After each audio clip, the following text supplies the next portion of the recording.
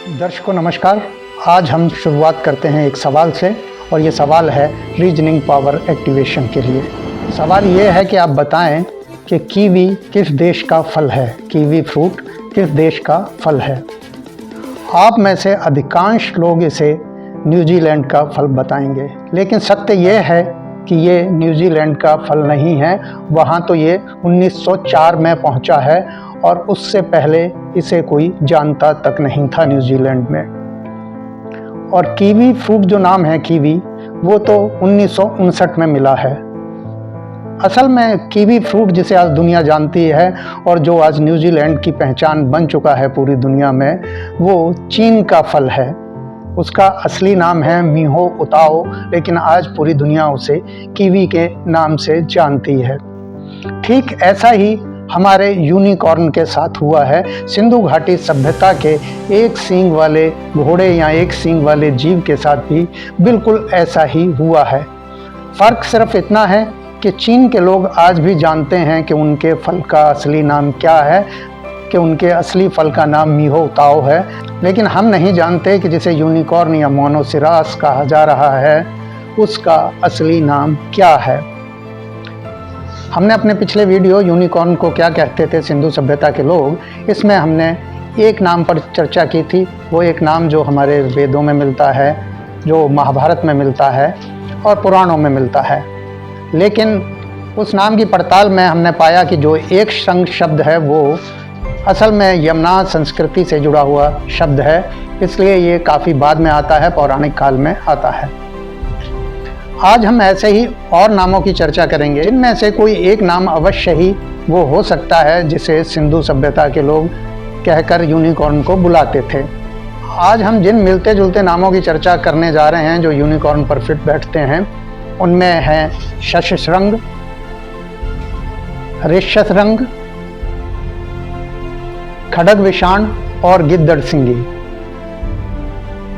ये चारों नाम महत्वपूर्ण हैं और इनमें से अवश्य कोई ना कोई नाम प्राचीन जड़ें रखता है।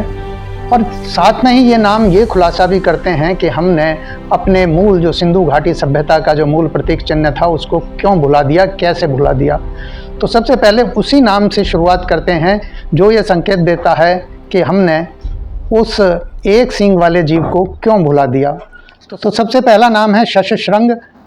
यह बौद्ध काल में, या ऐसे कहें कि ईसा से 400 साल पहले ये चर्चा में आता है और लगातार शंकराचार्य जी तक ये अवधारणा चली आती है। ये शब्द बौद्ध परंपरा, जैन परंपरा और हिंदू परंपरा तीनों में मिलता है, लेकिन तीनों ही जगह ये एक जैसा अर्थ देता है, काल्पनिक वस्तु का। यानी कि हमने जो हमारा प्राचीन प्रतीक था, जो सदियों से चला आ रहा था, जो 3000 साल से चला आ रहा था, उसको ईसा से 400 साल पहले से और ईसा के बाद के युग में हमने उसे काल्पनिक वस्तु घोषित करना शुरू कर दिया। इसका सबसे पहला प्रमाण मिलता है आचार्य नागार्जुन से। उनके माध्यमिक कारिका में शून्यवाद की व्याख्या करते हुए शशशृंग को अपरमार्थिकता वाला शब्द कहा गया है। अपरमार्थिकता वाला शब्द यानी जिसका कोई अर्थ नहीं है, जिसका कोई वजूद नहीं है, जिसकी कोई उपस्थिति नहीं है, यानी जो अवास्तविक है। सुप्रसिद्ध महायान बौद्ध सूत्र लंका अवतार में भी शशशृंग और आकाश कुसुम जैसे दृष्टांत काल्पनिक वस्तुओं के लिए आए हैं। यानी कि जैसा कि हमने अपने पिछले वीडियो में बताया था कि भारत की 80% आबादी डीएनए अनुक्रमण को लेकर जितने भी शोध हुए हैं उसमें वो मूल आबादी साबित हो रही है, यानी कि सिंधु सभ्यता से जुड़ी हुई थी। और 20% लोग ऐसे हैं जिनमें बाहरी डीएनए मिला है। तो जो 80% लोग थे वो उस एक श्रृंग को याद रखना चाहते थे। उनके उदाहरणों में वो था, एक श्रृंग के रूप में था, या गिद्धड़सिंगी के रूप में था, या खड्गविषाण के रूप में था। उसको नकारने के लिए बाद में शशशृंग शब्द आया, जिसने कहा कि भाई ऐसी कोई चीज़ नहीं होती है, ये काल्पनिक वस्तु होती है। सबसे पहले बौद्ध ग्रंथों में ये मिला। उन्होंने कहा कि सच में ऐसी कोई चीज़ नहीं है, क्योंकि किसी जंगल में इस तरह का जीव मौजूद ही नहीं था। क्यों मौजूद नहीं था, ये बात हम अपने पिछले 2 वीडियो में आपको बता चुके हैं। आप उन दोनों वीडियो को देख लीजिए। DD2, DD3, DD4 ये सभी वीडियो आप देख सकते हैं। एक श्रृंग से जुड़े हुए हैं। ये एक सींग वाले घोड़े से जुड़े हुए हैं, एक सींग वाले जीव से जुड़े हुए हैं। हिंदू धर्म ग्रंथ योग वशिष्ठ में तो तीन उदाहरण दिए गए हैं एक जैसे काल्पनिक वस्तुओं के लिए। इनमें पहला है शशशृंग, दूसरा है बंध्या का पुत्र यानी कि बांझ स्त्री के पुत्र हो जाना, और तीसरा है मरुमरीचिका। और कहा गया कि ये तीनों ही काल्पनिक चीज़ें हैं। तो इस तरह से जो लोग प्राचीन शब्द को दोहराते भी होंगे कि शशशृंग है, या जो भारतीय कहते होंगे कि एक सींग वाली कोई वस्तु है, एक चीज़ है, तो उसे इस तरह से नकारा जाता होगा। बौद्ध धर्म में भी नकारा गया, हिंदू धर्म में भी नकारा गया। यहाँ तक कि 6ठी सदी के बाद तो आदि शंकराचार्य ने भी अपने शारीरिक भाष्य में शश विषाण का उदाहरण देकर यह समझाया है कि असत से सत उत्पन्न नहीं हो सकता। यानी कि ये उदाहरण ही बन गया था कि एक सींग वाला जीव काल्पनिक है। तो जब इतना गहन उदाहरण और इतने इतने महान लोग इस बात को दोहरा रहे हैं तो समाज इसे कहाँ याद रखता। तो समाज ने उसे भुला दिया। आचार्य कुंद जैन धर्म में पुद्गल और जीव का भेद समझाते हुए ये बताते हैं कि पुद्गल में चेतना खोजना वैसा ही है जैसे शशशृंग को खोजना। तो इस तरह से सिंधु सभ्यता के एक सींग वाले जीव के लिए जो शशशृंग शब्द आया है वो तो उसे नकारने के लिए आया है। तो ये तो पुष्टि होती है कि कोई ऐसी अवधारणा थी जिसको नकारा जा रहा था और उसके लिए शब्द था शशशृंग, जो कि ईसा पूर्व 4ठी सदी से लेकर हमें लगातार से ईसा के बाद तक मिलता है। अब उन शब्दों पर आते हैं जो संभावित शब्द हो सकते हैं सिंधु सभ्यता के एक सींग वाले जीव के लिए। इनमें सबसे महत्वपूर्ण शब्द है ऋष्यशृंग। ऋष्य शब्द का विवरण ऋग्वेद में भी मिलता है और बाद के पुराणों में भी मिलता है, रामायण में भी है और महाभारत में भी है। और रामायण महाभारत में तो ऋष्यशृंग जो हैं वो श्रृंगी ऋषि हैं, एक महान ऋषि हैं जो दशरथ के पुत्रेष्टि यज्ञ में शामिल होते हैं। लेकिन ऋष्यशृंग की बात करने से पहले हम इसके नाम पर चर्चा करते हैं कि ऋष्य कहते हैं मृग को, और श्रृंगी ऋषि का जन्म माना जाता है कि ऋषि विभांडक के तप से एक मृगी गर्भवती हुई और उससे ऋषि शृंग का जन्म हुआ जिनके माथे पर एक सींग था। ये तो कथा मिलती है हमारे हिंदू धर्म ग्रंथों में। दूसरी ओर ऋष्य शब्द की अगर बात करते हैं तो ऋष्य शब्द RSY, इसकी मूल उत्पत्ति या मूल जड़ें हमें यमनाया संस्कृति में मिलती हैं। वहाँ ऋष्य कहा जाता है जंगली बिल्ली को, और एक खास तरह की जंगली बिल्ली जिसकी आंखों में तारे जैसी चमक होती है। तारे जैसी चमक होती है यानी कि ये आकाश से जुड़े हुआ एक प्रतीक हो सकता है, एक तारामंडल से जुड़ा प्रतीक हो सकता है, जैसा कि हमने पिछले अपने दोनों तीनों वीडियो में आपको बताया था। उसी तरह से ऋष्यशृंग में ऋष्य कहते हैं मृग को हमारे यहाँ, और ऋष्यशृंग भी जो है ये तारामंडल का प्रतीक शब्द है। कैसे है? ऋष्य जो है मृग को कहते हैं और मृगशिरा तारामंडल आकाश में मौजूद है, और मृगशिरा के पास ही मोनोसिरोस और यूनिकॉर्न तारामंडल है जो कि सिंधु घाटी सभ्यता से दिखता था। तो मृग ऋष्य कहने का मतलब यह है कि मृगशिरा और यूनिकॉर्न दोनों नक्षत्रों को, दोनों तारामंडलों को एक साथ जोड़कर बोला जा रहा है, जो कि आकाश में काफ़ी पास पास दिखते हैं और पास पास मौजूद हैं। अब हम बात करते हैं ऋषि शृंग से जुड़े हुए दृष्टांतों की। तो ऋषि शृंग के बारे में कहा जाता है कि भाई उनका प्रकृति पर नियंत्रण था। वो जहाँ भी जाते थे वहाँ बारिश आ जाती थी, सूखा खत्म हो जाता था, अंग देश में उनको बुलाया जाता है और सूखा खत्म किया जाता है, और उन्हें दशरथ के पुत्रेष्टि यज्ञ से भी जोड़ा जाता है। हमारे ब्रह्मांड की जो चाल है वो बताती है कि यूनिकॉर्न तारामंडल भारत में, उत्तर भारत में सितंबर अक्टूबर से लेकर मार्च तक दिखाई देता है, और उसके बाद वो सूरज के साथ हो जाता है तो रात्रि में दिखाई नहीं देता है। तो ऋषि शृंग का दिखाई देना शुभ माना जाता होगा सिंधु सभ्यता में, या उसमें इसके कुछ प्रमाण हमें रामायण के जरिए भी मिलते हैं। क्षेत्रीय लोगों में या क्षत्रिय लोगों में ये शुभ माना जाता होगा। इसके प्रमाण हैं वो मैं आपको एक एक करके बताता हूँ। पहला प्रमाण ये है कि शरद पूर्णिमा के दिन आज भी खीर रखने की परंपरा है। खीर खुले में चंद्रमा की रोशनी में रख दी जाती है और सुबह उसको खाया जाता है, और ये माना जाता है कि संतानवर्धक, पुष्टिवर्धक खीर होती है। और यही वो समय है जब यूनिकॉर्न या मोनोसिरोस तारामंडल, या जिसे कहें एक श्रृंग या शशशृंग तारामंडल उदय होता है, आकाश में दिखना शुरू होता है भारतीय आकाश में। और इसके साथ ही मानसून जा चुका होता है और अगली फसलों के लिए बारिश का इंतजार होता है।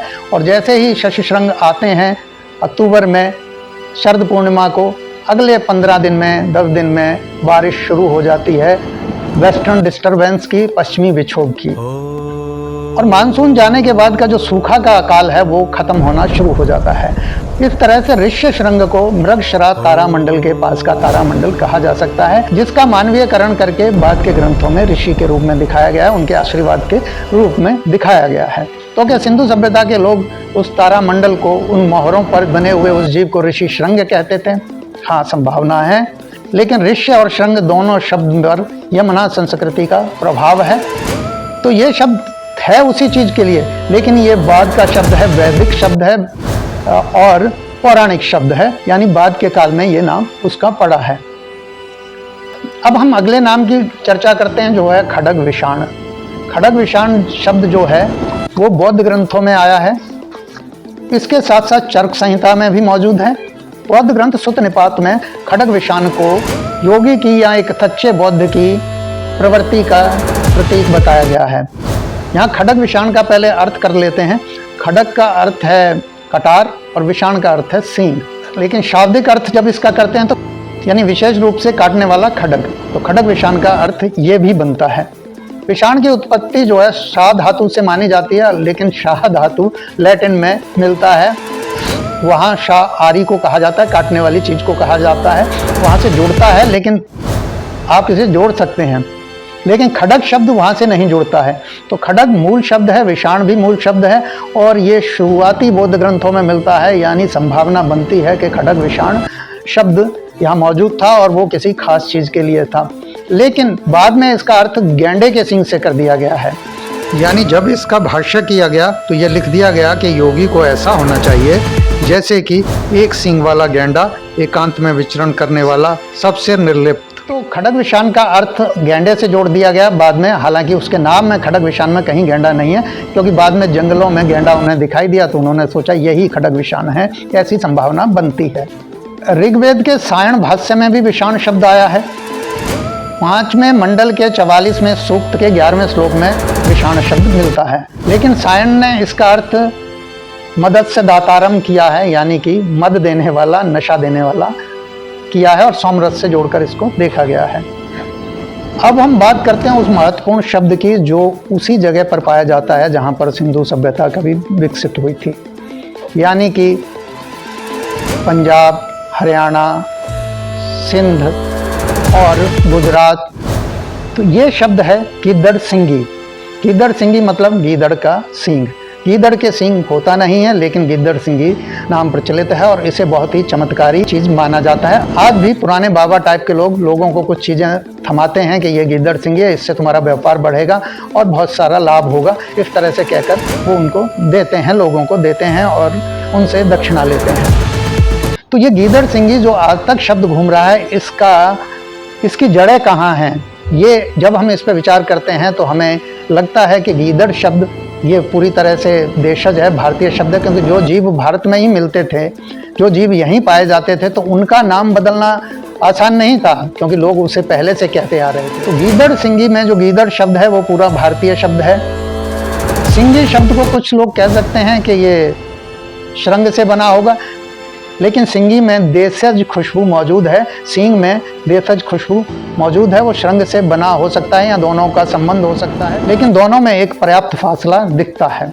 अब हम गिद्दड़ सिंगी से जुड़ी मान्यताओं की बात करते हैं और देखते हैं कि क्या ये सिंधु घाटी की मोहरों से कोई संबंध बनाता है कि नहीं बनाता है। सिंधु घाटी की यूनिकॉर्न मोहरों के बारे में कहा जाता है कि ये एक तरह से सिंधु घाटी सभ्यता में प्रवेश करने का गेट पास थी, कि जिसके पास गिद्दड़ सिंगी होती थी उसे ही नगरों में एंट्री दी जाती थी, प्रवेश दिया जाता था। इसलिए ये खुदाई में भी वहीं पर ज़्यादा पाई गई हैं जहाँ पर मुख्य द्वार थे उन नगरों के। अब हम पंजाब, हरियाणा, राजस्थान और सिंधु क्षेत्र के इलाकों में गिद्दड़ सिंगी थमाने वाले बाबाओं के विचार के बारे में बताते हैं कि वो इसके क्या क्या गुण बताते हैं। वो कहते हैं भाई ये गिद्दड़ सिंगी है, इसे आप अपने पास रखोगे तो आपको धन मिलेगा, ये धन को आकर्षित करती है।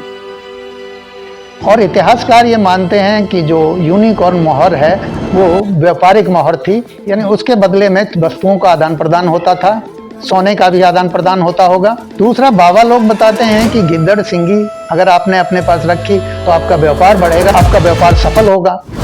और इतिहासकार बताते हैं कि यूनिकॉर्न मोहर तो थी व्यापार के लिए। तो ये बात भी जाकर जुड़ती है गिद्दड़ सिंगी से, यूनिकॉर्न मोहर की। तीसरी चीज है कि वो कहते हैं कि ये तंत्र विद्या में काम आती है, और चौथा ये कि ये नज़र से बचाती है। तो ये दो चीज़ें बाद में जुड़ी होंगी, अन्य परंपराओं को देखते हुए ये दोनों चीज़ें बाद में जुड़ी होंगी। इसका संबंध सिंधु घाटी वाली चीज़ों से नहीं लगता। लेकिन आज जो गिद्दड़ सिंगी के नाम पर चीज़ थमाई जाती है वो कुछ बालों का गुच्छा होता है, किसी जानवर के किसी हिस्से का टुकड़ा होता है। इस तरह से बाबा लोग आप विश्वास का लाभ उठाते हैं और लाभ में वो थोड़ी बहुत दक्षिणा पा जाते हैं अपने गुजारे के लिए। तो कुल मिलाकर ये कहा जा सकता है कि सिंधु घाटी सभ्यता में अगर यूनिकॉर्न मोहर थी तो उसका कोई नाम भी था, और ये नाम गिद्दड़ सिंगी काफ़ी नज़दीकी मालूम होता है क्योंकि ये उसी क्षेत्र में आज भी मौजूद है।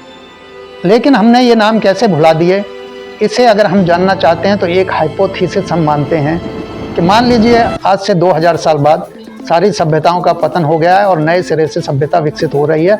वो खुदाई करती है भारतीय क्षेत्र में तो ज़्यादातर चीज़ें अंग्रेजी में लिखी हुई मिलती हैं।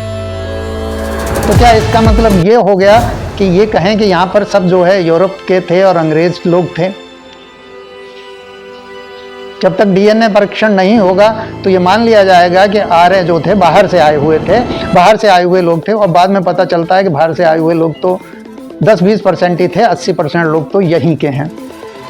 लेकिन आप देखिएगा जब सभ्यताओं का पतन हो जाएगा 2000 साल बाद, फिर ये कहानी दोहराई जा सकती है कि भारत में तो अंग्रेज रहते थे, क्योंकि यहाँ अंग्रेजी जगह जगह लिखी हुई मिलेगी, जो साइन बोर्ड मिलेंगे, जो दुकानों के नाम मिलेंगे, सब में हिंदी अंग्रेजी कई भाषाएं लिखी हुई होंगी जिसमें प्रमुखता अंग्रेजी की होगी, सब जगह वही होगा।